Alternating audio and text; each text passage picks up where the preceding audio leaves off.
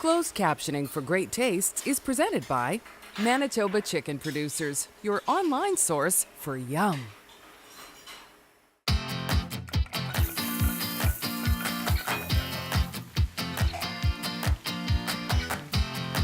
Manitoba Liquor Mart presents Great Tastes of Manitoba. Great Tastes is brought to you by GreatTastesMB.ca. Local farms, local foods.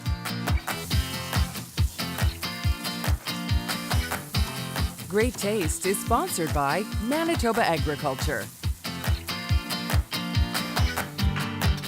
Welcome to Great Tastes of Manitoba. My name is Des Daniels, and tonight, Manitoba Chicken is here. It is time for soup. We have Karen Armstrong with us, and we have Aaron Allblast from Manitoba Liquor Mart. But before we go any further, we have to stop and acknowledge that this is Karen Armstrong's 50th episode of Great Tastes of Manitoba. This Wow. literally translates into hundreds of recipes that she has shared with you over the years. Yeah.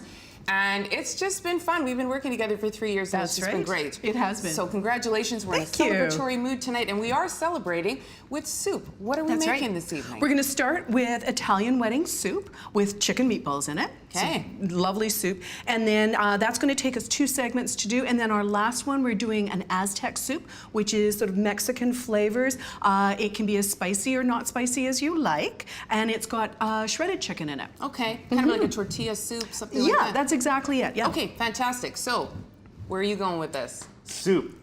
And remember, we're celebrating tonight. We are celebrating. We're celebrating with soup. I love soup.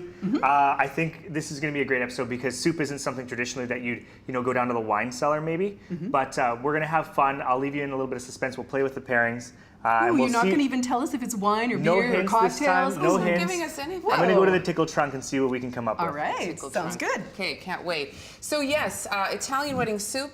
This one's so special. We're going to take 2 segments to do it. There's something about soup that I feel like it sort of connects generations. Like my grandmother's, there's so many recipes that I remember them making, but there's something, it always comes back to the soup for me. That's right. So I think if you learn to make one thing really well, it should be soup. And maybe this is the one. Absolutely, Okay. and this is not a complicated recipe. It's simple ingredients, things that you probably already have in your house. So we're gonna make the meatballs first, and I've got some Parmesan cheese, panko crumbs, some diced onion, and some salt and pepper in there. I'm going to add some flat leaf parsley and some dried parsley. So there's an importance here in terms of mixing these ingredients prior to putting in your chicken, That's right. obviously. Yeah. That's some garlic going in, and then I've got an egg going in. And these are, of course, Pico de Market onions. So I'm just going to break the egg up a little bit, and then I'm going to stir all of this together. The reason I'm doing this is so that you get all of these ingredients well mixed before I put the chicken in. Sometimes when you're making burgers or meatballs, all of your wonderful flavorings get clumped in a ball. They're not properly dispersed. This is a great way to get them properly dispersed. And I guess the other thing is you don't want to over mix this too much. No, that's true. Right? Once the chicken goes in. That's right. So I'm using Manitoba ground chicken, lean ground chicken. It's considered an extra lean meat choice. Absolutely. And then I'm just going to stir, and as you can see, use a big bowl because I can't keep it all in the bowl. I have this little problem. Bigger the better. Yeah, exactly. And you're wanting to just get this all incorporated. You want the oven preheated to 375. Okay. This can be done ahead of time. Well, yeah, and that's the great thing about it too, because sometimes it's all, I don't want to call it fiddly work, but it is kind of, right? Like this is sort of the part that takes the longest, particularly with soup, right? Absolutely. And this is the most time-consuming part. Yeah, if you can make ahead, we're probably good.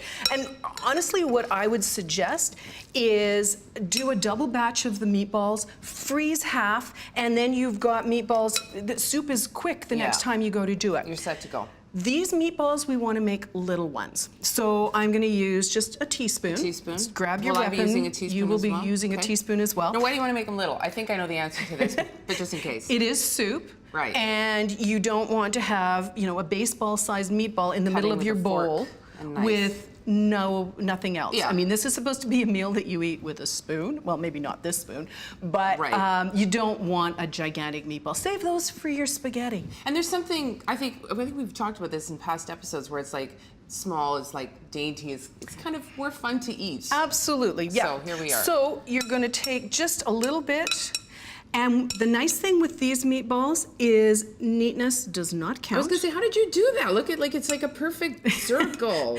Rustic is fine. One of these things is.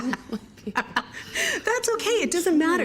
Rustic is fine with these. You won't let me take. I'm not There. allowed to touch it with my hands. You're very, very conscious. If you need to, you can think of this as making cookies. Okay. So you which know I how. also do with my hands. Sorry. Oh, okay, okay. That's a I new don't one. serve them to anyone but my kids. Believe Okay, me. so about that size, and then Okay. you can take another spoon and just push. Put it on there. Okay. Yeah, they can be very close together. Okay. You're gonna get probably in the vicinity of about 36 or so meatballs. I'm serious. Okay. How come you got 2 spoons? So here, I'll give you this there. You can have that one. I'll take all 3 of them.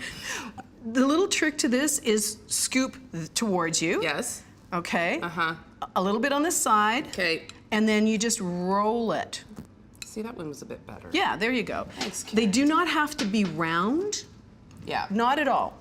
All right. And so we're not going to finish doing all of these, but then you put them in the oven for about 30 minutes. Okay, and 375 you said? 375. Okay. All right. And then you've got your cooked meatballs.